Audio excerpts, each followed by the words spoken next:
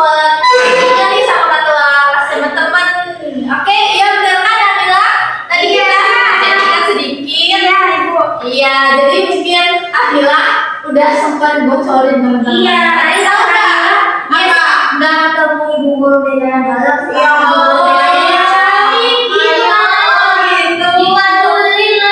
Oh, Adila bener ngomong begitu? Enggak, Ibu. Saya mah anak alim nggak pernah ngegosip. Oke teman-teman. Nah di sini nih tujuan ibu di sini nih mau ngajak teman-teman buat supaya tahu nih teman-teman di sini tingkat perkembangannya ini udah sejauh mana.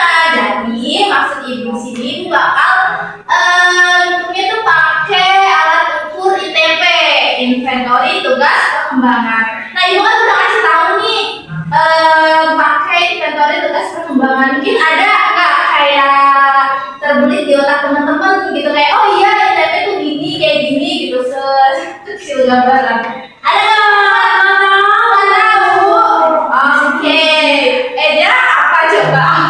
Apa Ibu? Tuh, itu dia gitu aja kayak gitu. Oke, Eja dengerin ya. Arahin aja, Bu. Maaf Ibu, soalnya laki-laki suka tidur. Oke, jadi di sini Ibu mau ya tadi Bu mau lihat teman-teman sejauh mana tingkat perkembangannya. Jadi ITP itu begitu ya. Kayak supaya ada gambaran sejauh mana sih teman-teman sudah mencapai tugas-tugas perkembangan teman-teman, baik itu dari sosial teman-teman, belajarnya, karirnya, begitu. Jadi supaya teman-teman juga bisa jadi bahan refleksi teman-teman dan tahu apa yang harus dikembangkan dalam diri teman-teman masing-masing begitu. Oke. Oke, Najwa, aku jadi tadi TP. Aduh Bu, saya mau masuk kupingan ke Ada. Boleh teman-teman yang tadi tahu bisa kasih tahu ke Najwa ya. Tugas perkembangan. Wow, canggih. Oke, mungkin ada di sini Najwa bisa nanya ya teman-teman gitu. Nanti ada pelit kok Mas. Oke, tanya Ibu aja nanti ya. Oke, jadi sebelum Ibu kasih instrumennya nanti itu berbentuknya Google Form ya teman-teman.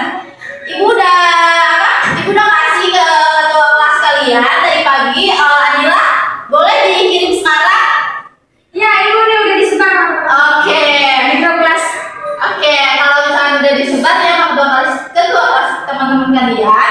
Di situ kan pertama ada nama ya teman-teman. Nah, nama, NIM, kelas, sama jenis kelamin, sama usia. Ibu, Namanya nama lengkap apa boleh nama panggilan? boleh nama lengkap atau boleh nama panggilan, asalkan jangan nama second account teman-teman aja ya yang ditaruh di situ. Opsi yang biasa second account-nya yang namanya baca latih atau dupi-dupi gitu jangan ditulis di situ ya teman-teman. Nama asli gitu, oke? Oke, Ibu. Oke, kalau misalkan udah kan di situ ada next berikutnya ya, yang dimana itu ketersediaan pernyataannya di mana. Maksudnya itu tujuannya supaya teman-teman itu tahu apa yang mau diisi dan juga udah siap gitu buat ngisi instrumen itu teman-teman. Harus jujur ya nanti ngisinya karena teman-teman udah ngisi kesiapan dari pernyataan tersebut. Ada yang mau ditanyain tentang pernyataan ini? Mungkin masih ada yang bingung? Tidak. Itu buat kesiapan teman-teman dan juga secara sadar memang teman-teman mengisi instrumen itu gitu bahwa benar nanti pas hasilnya udah dibagiin hasilnya teman-teman kayak oke ini jawaban yang kemarin saya isi dengan secara sadar dan jujur. Ibu, nanti hasil ini masuk nilai rapor atau apa sih? Oh enggak teman-teman, enggak maksudnya rapot. Ini supaya teman-teman tahu nih perkembangan teman-teman udah sampai mana dan apa yang harus dikembangi dan apa yang harus yang benar-benar teman-teman tuh dibenahi begitu teman-teman. Oke. Oke, kalau udah ngisi pernyataannya itu di paling utamanya itu pertama ada pengisian ITP-nya teman-teman. Nah, maksudnya di sini ada 55 kelompok dan 4 pernyataan. Jadi setiap kelompoknya itu ada 4 pernyataan. Nah, di sini teman-teman jangan pusing dulu buat isinya. Teman-teman bakal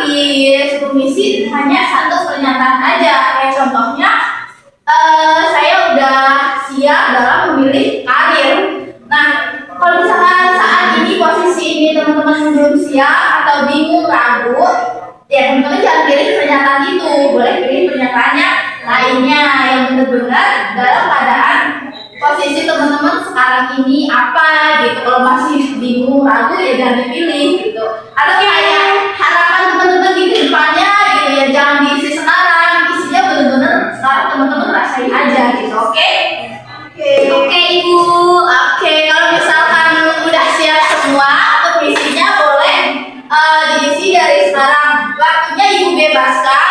Nanti kalau misalkan Ibu rasa sudah cukup lama dan mungkin sudah waktunya sudah akan selesai, baru Ibu ngomongin lagi ya ke kalian, pertanyakan kembali apakah sudah selesai atau belum. Oke, boleh diisi dari sekarang ya teman-teman. Isinya yang jujur ya. Ya, Ibu. Oke. Oke. Aduh, bingung. Bingung bagian apanya, Najwa? Jangan dulu kan, Hanima. Iya, aja tadi gua bisa Dari tadi ya, Ibu. Aku merhatiin dia ngobrol sama teman sebelahnya.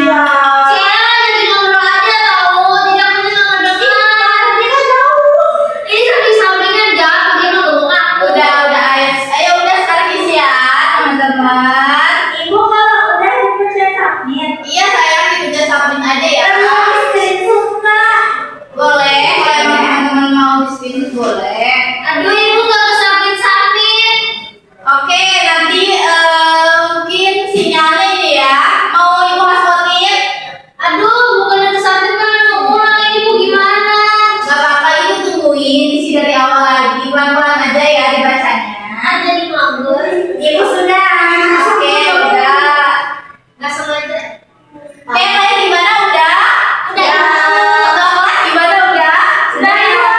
Oke, kalau udah semua, Ibu mau ucapin terima kasih ya. Dan Ibu mau nanya nih, gimana sih perasaan teman-teman setelah ngisi? Kan itu ada tentang pernyataan perkembangan diri masing-masing ya, gitu. Mungkin udah ada yang sama diri masing-masing ya.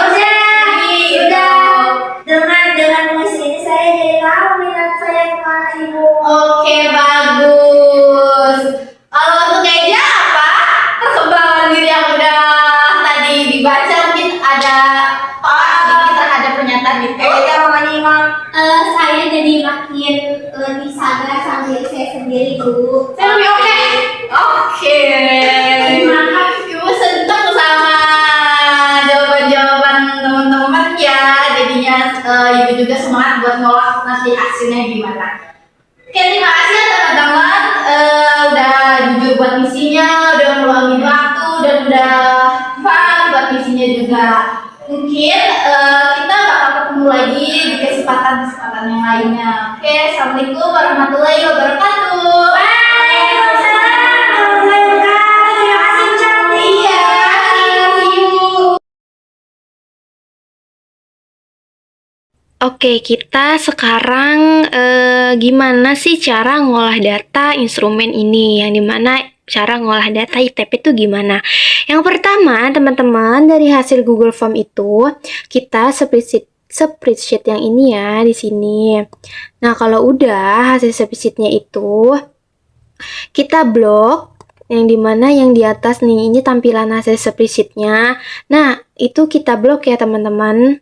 Kita blok dari awal sampai akhir itu. Kalau misalkan udah kita buka Excel-nya, dan kita udah buka Excel-nya, teman-teman tinggal CTRL-V, yang dimana nanti di bagian pojok teman-teman itu klik di sini dan CTRL-V. Udah gitu nanti keluar semua hasil yang tadi teman-teman blok dari si hasil spreadsheet yang ini. Kalau udah di CTRL-V ini nanti bakal keluar seperti ini ya teman-teman. Nah, jika sudah, kita tinggal rapin aja yang dimana kita akan mengambil nama, NIM, kelas, dan juga hasil dari teman-teman memilih di Google Form itu. Sebelum masuk ke aplikasi instrumennya ini, ya teman-teman di sini nanti tinggal merapikan. Nah, merapikan itu kenapa di sini beda, yang ininya ini hasilnya AB-AB, karena kita ngerapihin di Excel itu manual, yang dimana pernyataan A itu untuk misalnya huruf A ini untuk pernyataan yang apa dan huruf B itu untuk pernyataan yang mana. Dan di situ teman-teman PR-nya tuh di situ untuk manual kita ubah satu persatu. Kalau misalkan udah dirapin semua, yang mana kita akan ambil yang tadi kelas, nama, dan juga mengubah pernyataan ini. Udah dirapin, kita tinggal save aja ya teman-teman. Hasil Excel yang ini kita save.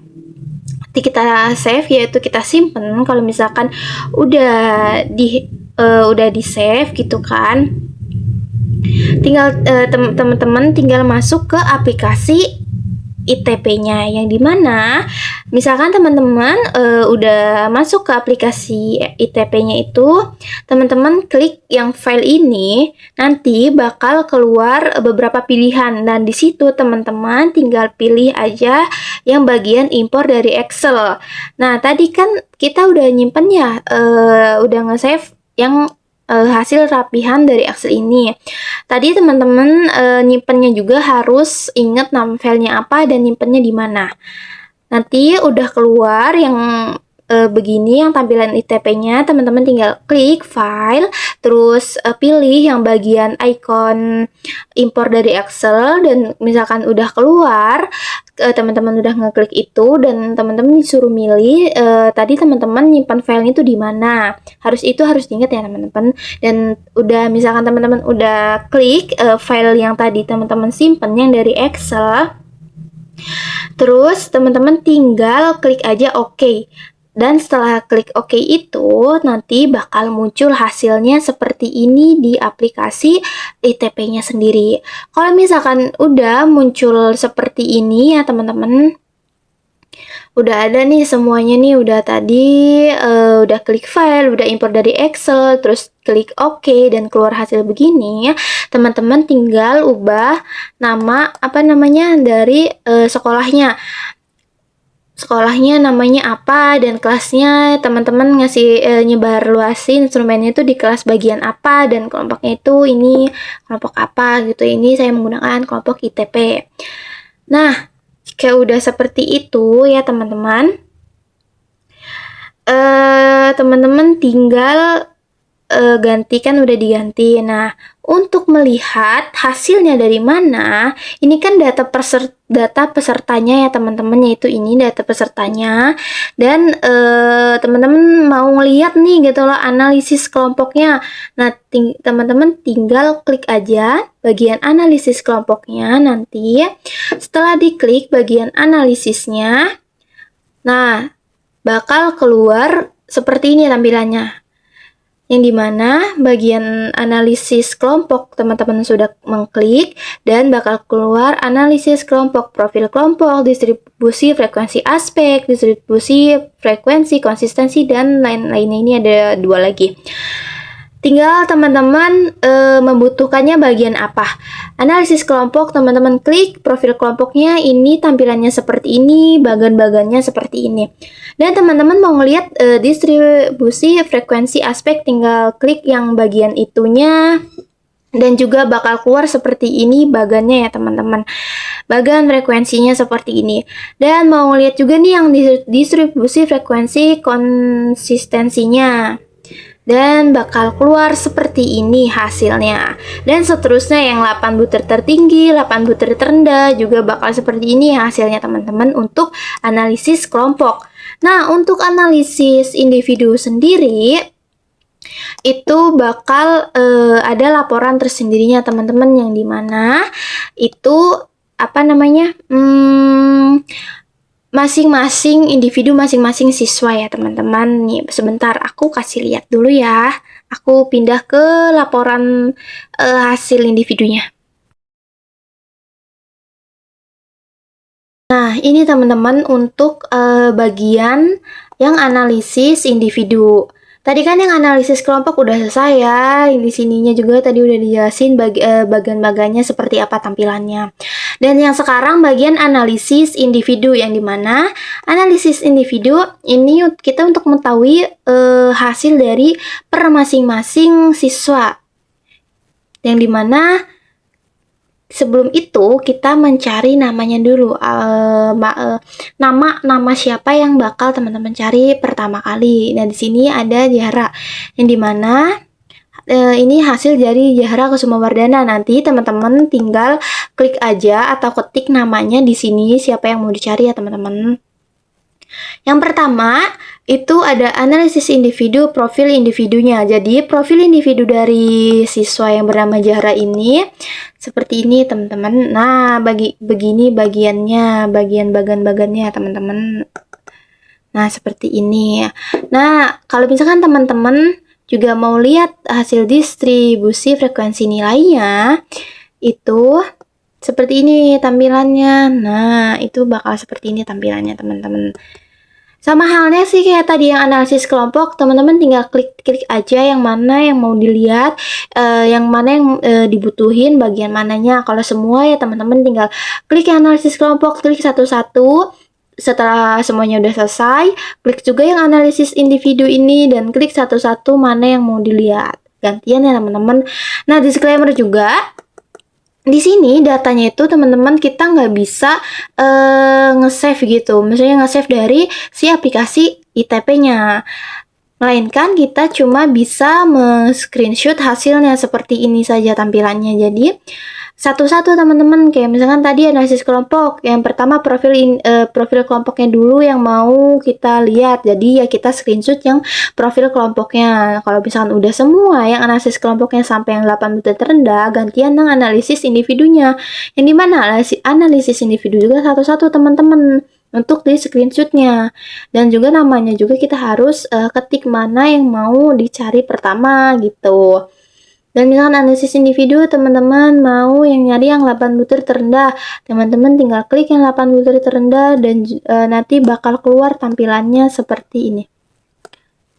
Ini 8 butir tertinggi, 8 butir terendah. Nah, nanti bakal tampilannya seperti ini ya teman-teman. Jadi teman-teman tinggal men-screenshot saja hasilnya. Setelah itu gantian lagi, nanti teman-teman bakal lihat yang 8 butir tertinggi. Teman-teman tinggal, nah seperti ini tampilannya, tinggal di screenshot lagi satu-satu dan seterusnya sampai sampai semua siswanya, sampai semua siswa yang bakal dianalisis itu. Mau berapa siswa ya, kalau semua teman-teman harus screenshot satu persatu hasilnya seperti itu teman-teman. Oke, terima kasih, mungkin sampai sini aja hasil cara pengolahan datanya. Next, kita di video berikutnya. Nah, oke teman-teman, di video kali ini aku bakal ngasih tahu ini gimana sih gitu cara menginterpretasikan hasil dari ngolah data yang di video tadi tuh ya, gimana sih gitu cara interpretasinya. Jadi begini teman-teman. Nah, dari profil kelompok ini yang bisa kita identifikasi itu aspek apa aja sih yang melebihi ataupun yang kurang berdasarkan batas rata-rata yang telah ditetapkan. Nah, ada 11 aspek nih ya teman-teman yang muncul dalam grafik profil kelompok ini. Yang dimana itu ada landasan hidup religius. Nah, landasan hidup religius itu perilaku etis dan juga kematangan emosional, kematangan intelektual, dan juga kesadaran, tanggung jawab, peran sosial, pria atau wanita, penerimaan diri, dan juga ada pengembangannya. Nah,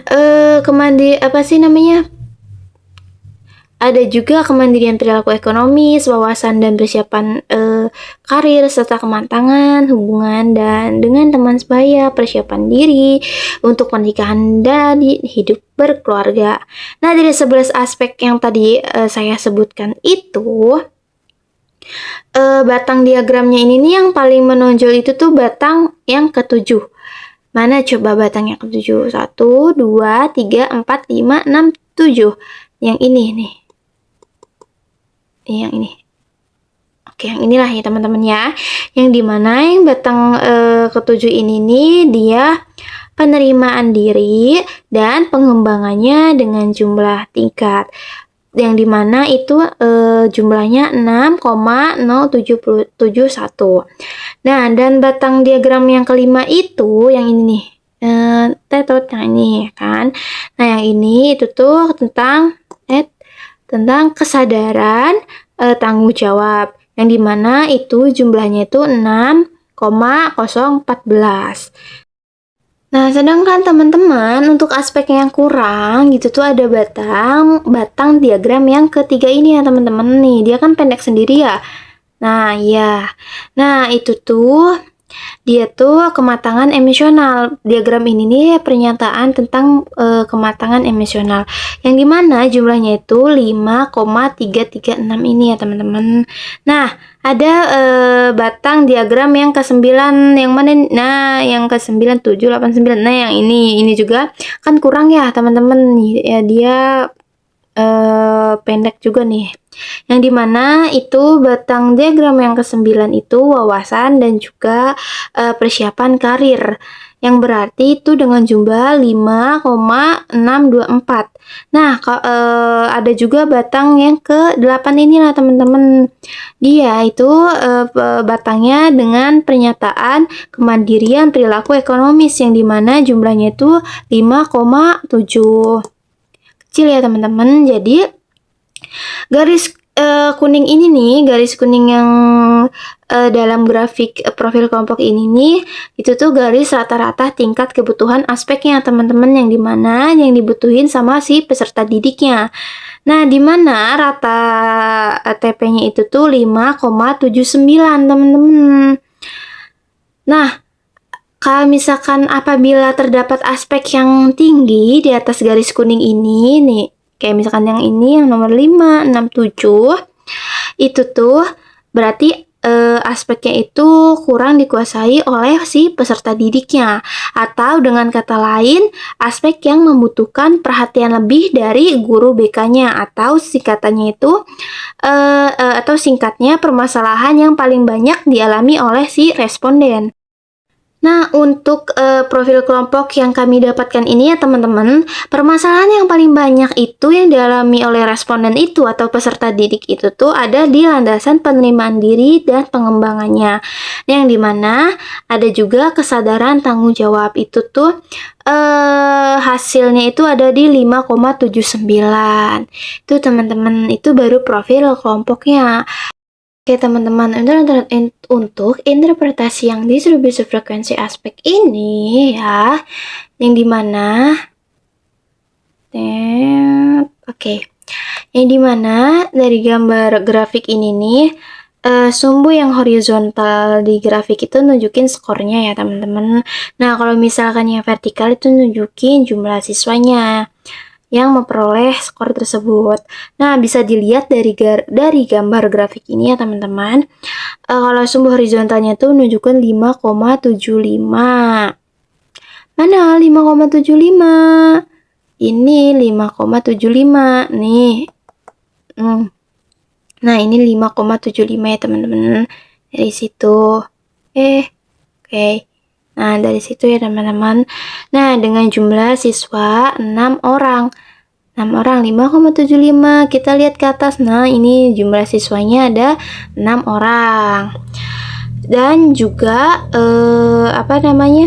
distribusi frekuensi aspek ini bisa kita lihat rata-ratanya itu 5,94 dan simpangan bakunya itu 0,61, koefisien variasinya itu 15,51%. Dan kita bisa lihat juga dari distribusi frekuensi konsisten, yang dimana distribusi frekuensi konsisten ini memperlihatkan ya tingkat keseriusan peserta dalam menjawab angket itu tuh dari grafik yang kita lihat jumlah mahasiswanya itu terbanyaknya dalam konsistensi keseriusannya terdapat di skor 1. Yang ini di skor 1 itu dengan jumlah yang mahasiswanya 0 berarti tidak ada. Kalau misalkan di skor 2 ini yang dimana jumlah siswanya itu ada 2 Yang juga skor 3, jumlah mahasiswanya itu ada 6. Dan ada skor 4, mahasiswanya ada 6 juga, dan juga seterusnya sampai akhir. Dan dengan rata-ratanya itu rata-ratanya 5,4/11, simpangan bakunya 1,77, dan juga koefisiensi variasinya 34,38%. Oke, teman-teman. Nah, di 8 butir tertinggi kelompok ini ya, teman-teman, ini begini kan diagramnya, yang dimana itu nampilin 8 butir tertinggi ya dengan skor masing-masingnya, yang dimana itu pada sumbu horizontal itu menampilkan peringkat butirnya berdasarkan skornya. Nah, kalau misalkan nama butir itu bisa kita lihat di tabel atasnya. Nah, sedangkan sumbu vertikal itu memperlihatkan skor masing-masing butirnya, yang dimana aspek yang muncul dalam 8 butir tertinggi itu kelompok yang di sini tuh landasan kesadaran. Nih, landasan kesadaran, dan juga ada landasan kesadaran tanggung jawab nih, kesadaran tanggung jawab nih kan, kesadaran tanggung jawab, landasan hidup religius setelahnya, dan juga sampai kesadaran tanggung jawab. Nah, berdasarkan grafik butir tertinggi ini ya teman-teman, kita bisa lihat hasil dari landasan kesadaran tanggung jawab di sini nih butir 5/1 itu tingkat pengembangannya itu mendapatkan 5,29. Dan kita seterusnya ada landasan hidup religius, itu butir religius itu butir 1-4, tingkat pengembangannya itu mendapatkan 5,14, dan juga seterusnya. Nah, dan juga sama halnya dengan 8 butir terendah, yang dimana 8 butir terendah di sini ini nampilin 8 butir emang skornya itu rendah di masing-masingnya. Dan juga sama halnya tadi kayak 8 butir tertinggi, sumbu horizontal itu menampilkan peringkat butir berdasarkan skor, dan juga nama butirnya itu bisa kita lihat di tabel di atasnya, yang dimana aspek ini nih muncul dalam sumbu vertikal memperlihatkan skor masing-masing butirnya. Nah, aspek yang muncul dalam 8 butir terendah itu tuh aspek kemandirian perilaku ekonomis, dan juga landasan perilaku, dan seterusnya sampai landasan hidup religius.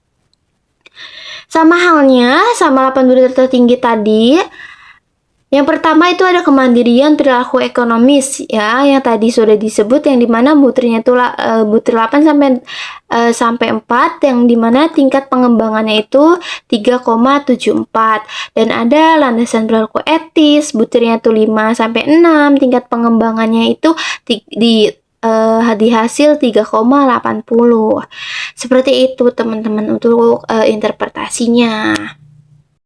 Jadi teman-teman, dari hasil pengolahan data analisis kelompok tadi yang udah dilakukan dengan ATP atau master instrumen, di sini profil kelompoknya itu mendapatkan landasan hidup religius, landasan perilaku etis, kematangan emosional, kematangan intelektual, dan juga semuanya, yang dimana dari 11 aspek tersebut itu batang diagram yang paling menonjol itu kan di batang ke-7, yaitu penerimaan diri dan pengembangannya, dengan jumlah tingkat pengembangannya itu 6,71 yang tadi ya teman-teman.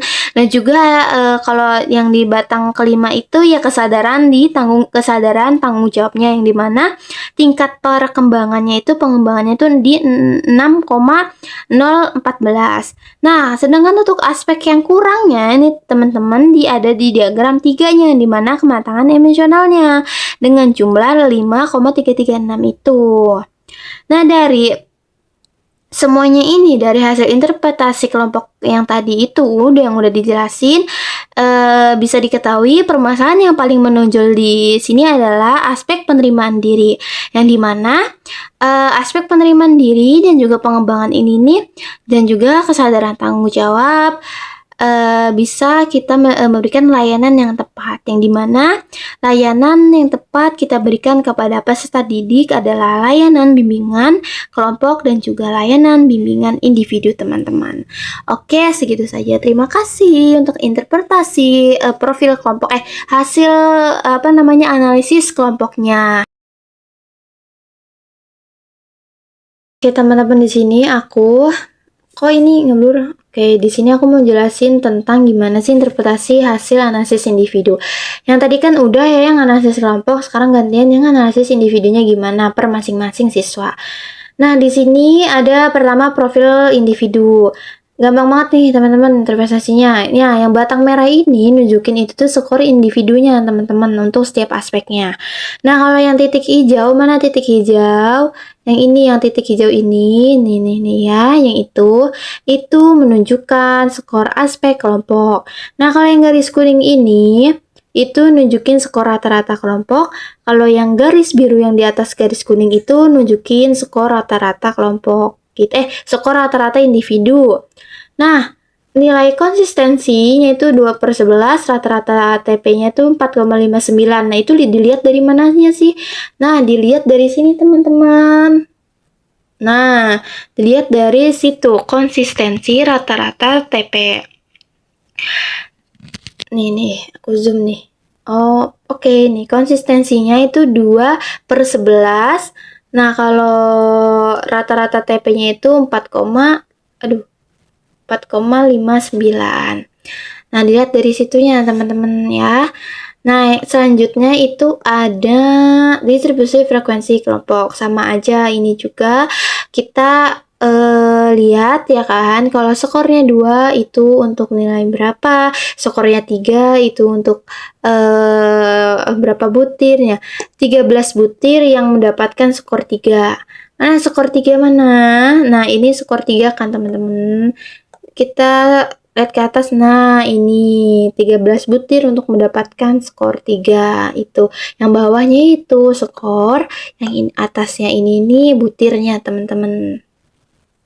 Nah, dilihat juga di sini nilai rata-ratanya berapa? Nilai rata-ratanya 4,59, simpangan bakunya 1,07 dan koefisien variansinya itu 41,17. Nah, ada 8 butir tertinggi juga sama nih hasilnya. Kita lihat nih. Lihatnya itu, nah ini yang bawah ini lanjutan dari atas, yang dimana ini kan baru sampai 5, nomor 5, dan ini nomor 5 sampai nomor 8. Nah, kita lihat dari di sini. Urutan pertama itu ada aspek kesadaran tanggung jawab, yang dimana butir 55, TP-nya itu 6. Dan kita lihat hasilnya itu dari sini ya teman-teman. Nah, karena ini bakal sama hasilnya, konsistensinya tetap 2/11 ya teman-teman, tetap sama halnya juga ini. Nah, ini lanjutannya juga ya tuh, tadi kan cuma sampai 5, yang ini lanjutannya sampai habis sampai 8 aspeknya. Nah, sama halnya ini 8 butir terendah juga sama kayak 8 butir tertinggi yang tadi atas ini. Nah, ini 8 butir terendah ini, aspek yang pertamanya itu apa? Aspek persiapan diri untuk pernikahan dan hidup berkeluarga, butir 11, berarti pernyataan ke-11, tingkat pengembangannya itu ada 3, teman-teman, begitu. Dan seterusnya ini kan individu ya. Ini seterusnya ini ada juga beda siswa, ini sama aja isinya kayak yang tadi di atas, begitu teman-teman. Oke, itu aja untuk interpretasi analisis individunya. Nah, oke teman-teman, untuk yang bagian selanjutnya ini ada action plan. Nah, action plan di sini ini ya teman-teman, ini nih dokumen ini nih berisi rencana kegiatan layanan BK yang dimana itu tuh dirancang supaya siswa ini bisa lebih mengenal dirinya, ngembangin keterampilan hidup dan juga punya perilaku yang positif, baik itu di sekolah ataupun di luar sekolah.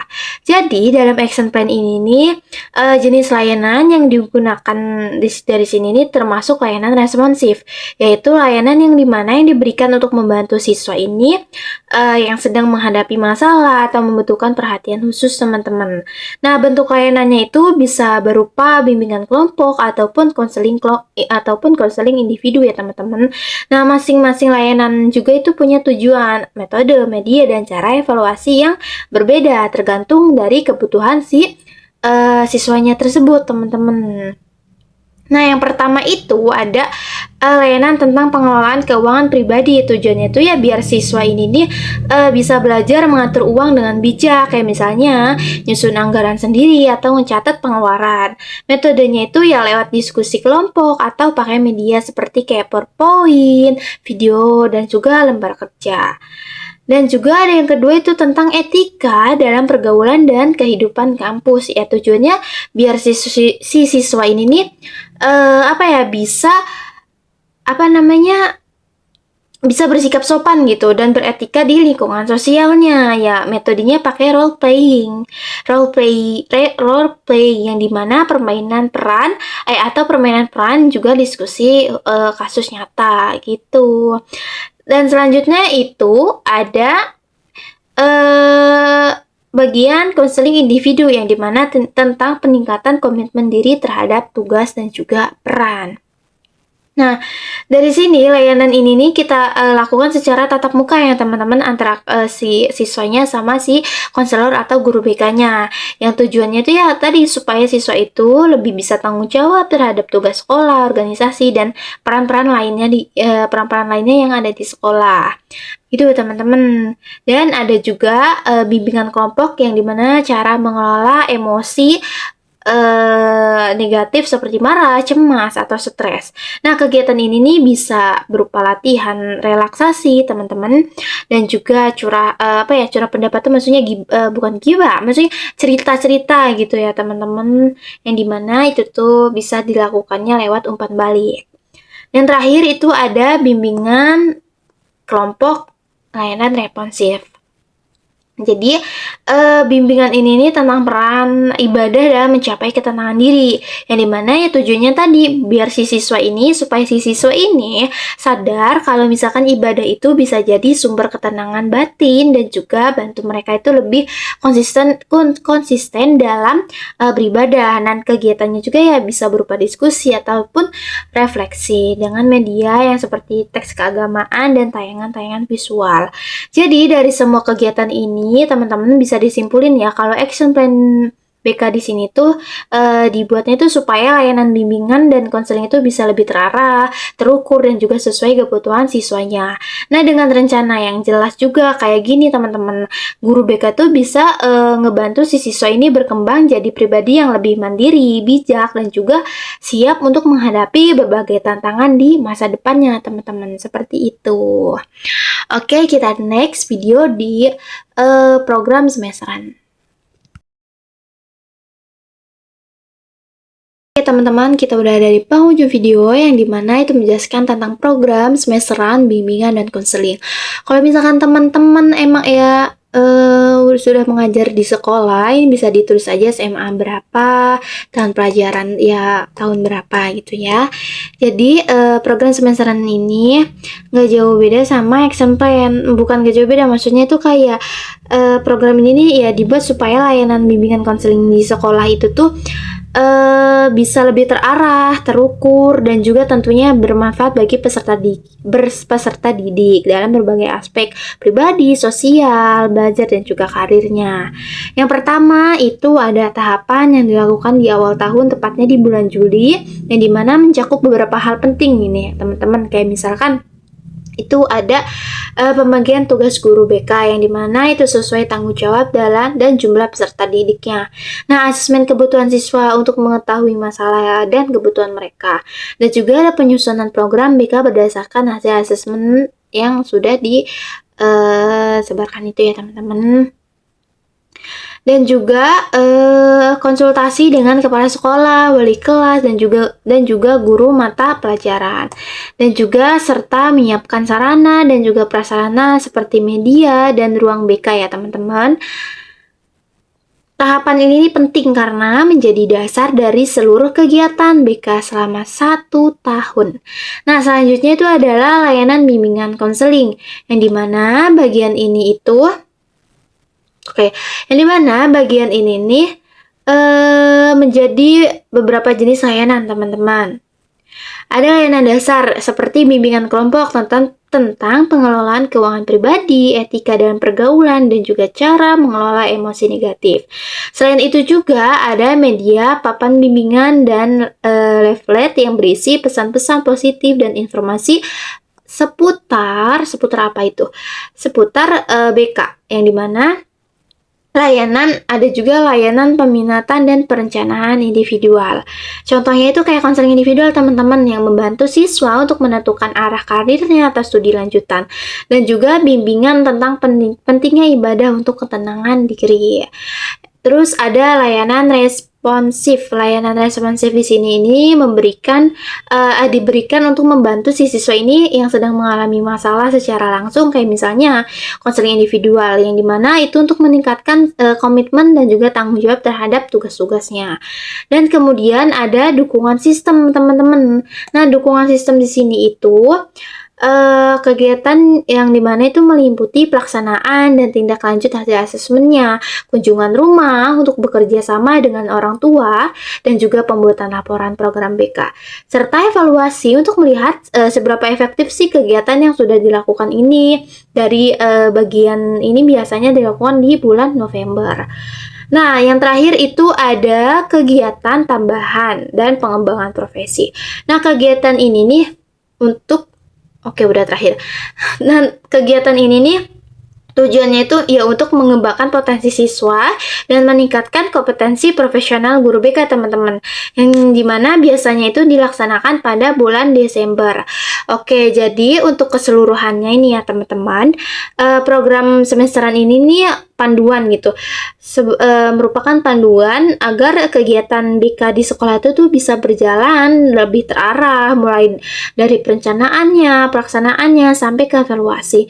Nah, dengan adanya program ini juga bisa diharapkan guru BK itu bisa memberikan layanan yang lebih maksimal, dan juga siswa pun bisa berkembang secara utuh, baik secara pribadi, sosial, akademik, ataupun karirnya. Oke teman-teman, terima kasih. Mungkin sampai sini saja terakhir di program semesteran. See you. Terima kasih semuanya.